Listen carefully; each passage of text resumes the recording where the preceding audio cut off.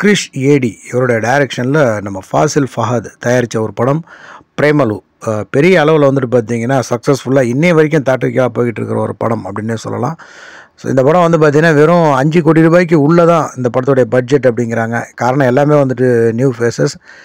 மாமிதா Baiju and Naslen Gafoor இவங்க 2 பேரும் அந்த படத்தில் லீடாக பண்ணியிருப்பாங்க. ஸோ அடுத்தடுத்து உங்களுக்கு நிறைய படங்கள் கமிட் ஆகியிருக்கு அப்படிங்கிற மாதிரி சொல்கிறாங்க. சமீபத்தில் வெளியே வந்த நம்ம ஜிவி பிரகாஷோட ரெபேல் படத்தில் கூட மாமிதா பைஜு நடிச்சிருப்பாங்க. ஸோ தமிழில் என்ட்ரியும் கொடுத்துருப்பாங்க. ஒரு மிகப்பெரிய ரசிகர்கள் இருக்குது அப்படின்னே சொல்லலாம். ஸோ இந்த படம் பல மொழிகளில் டப்பிங் செய்யப்பட்டு இன்றைக்கி போய்கிட்டு இருக்குது. இந்த படம் வந்து பார்த்திங்கன்னா இந்த படத்துடைய டிஜிட்டல் ரைட்ஸ் வந்து நம்ம டிஸ்னி ப்ளஸ் ஹாட்ஸ்டார் இவங்க வந்து வாங்கியிருக்கிறாங்க.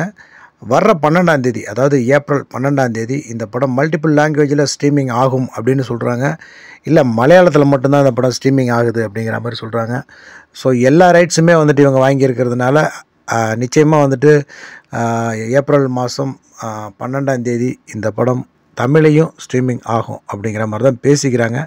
பட் தமிழில் லேட்டாக தான் இந்த படத்தை டப்பிங் பண்ணி ரெட் ஜெயண்ட் வெளியிட்டிருந்தாங்க. எப்படி என்னங்கிறது எனக்கு விவரமாக தெரியும்.